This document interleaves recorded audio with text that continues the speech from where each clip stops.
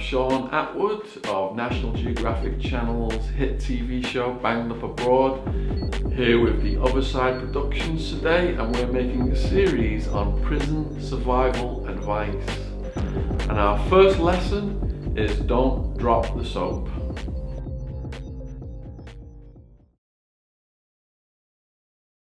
Now, I'm sure most of you have seen the scene in Shawshank Redemption where Andy is in the shower and the sisters come in. "I could be a friend to you," he says.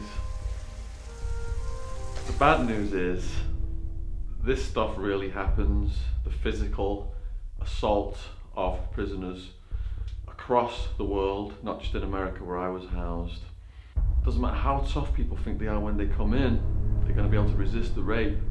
These older cons just come up behind them, put them in a chokehold, put them to sleep, and it's already happened.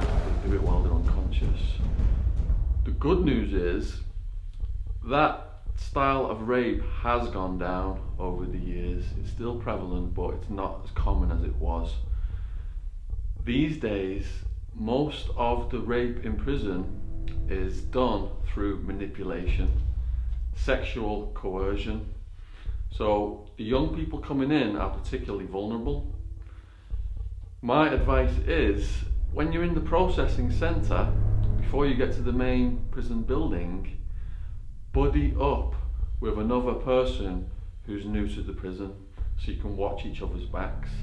In my situation, some of my friends were arrested with me, including some big guys, and they watched my back when I got sent over to the prison building. When you get to the prison building, prisoners are going to come up to you to check you out, to see if they can punk you out, which means use you as a sex toy or a prostitute or punk. These guys might come up to you and be too friendly. These guys might come up to you and offer you stuff for free. If you've not slept or you've not ate for days, you're desperate for something to eat, they might offer you some candy, a Snickers bar. They might offer you some toiletries, some shower supplies. There's a warning right there, don't accept any shower supplies. My advice is not to be striking up conversations with the guys who are showering next to you or being overly friendly to those guys. If you do get a bad vibe from any of the people in the shower area or in general, some prisoners actually go in the shower wearing their boxer shorts, their underwear, as a signal that they're not available. You also should consider weapons as a defensive thing. I was in my cell once.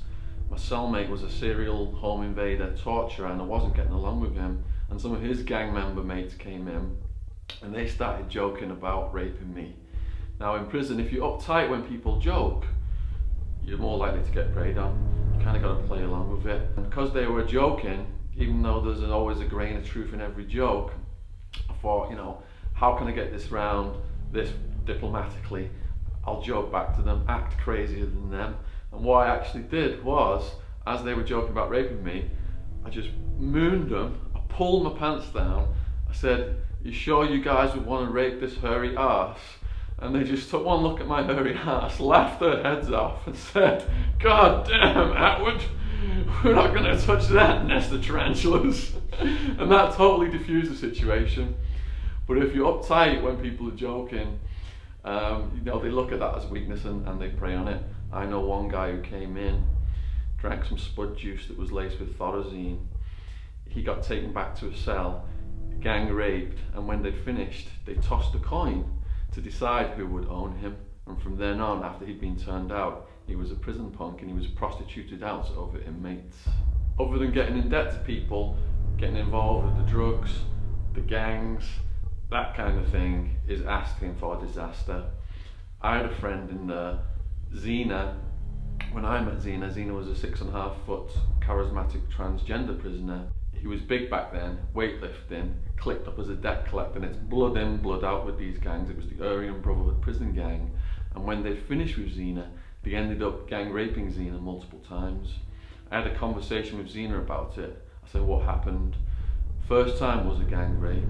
They beat me up, beat me until I was unconscious, shoved things inside my body while I was unconscious and raped me while I was unconscious.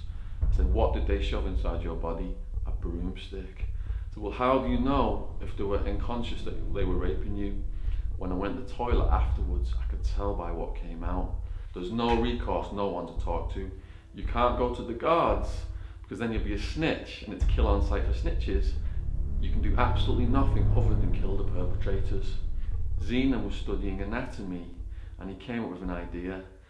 The next 2 times the gang came to rape Zena, the first member of the gang to put his hand on Zena plucked his eyeball out, so it was dangling from the optic nerve. That's what it took. After doing that twice and saying, I don't care if I live or die. After that, they left Zena alone, but they moved on to 2 of his friends. One guy, they gang raped, they took a light bulb, shoved it in his backside and smashed it while it was in there. The next prisoner, they gang raped, they stabbed him over 100 times, they got a shovel from the work crew, cut his head off, they picked it up and they positioned it in an area of the prison where the rival gangs would see it to make the point that they were the most violent and ruthless out of all the gangs. The prison guards didn't even DNA test the corpse. My friend told me, if you're gay in prison, you're expendable, and if you don't want to get raped, don't let the other prisoners know that you're gay. Now that is episode 1 in our series of prison survival advice. And in episode 2, I will be speaking about how to deal with prison gangs.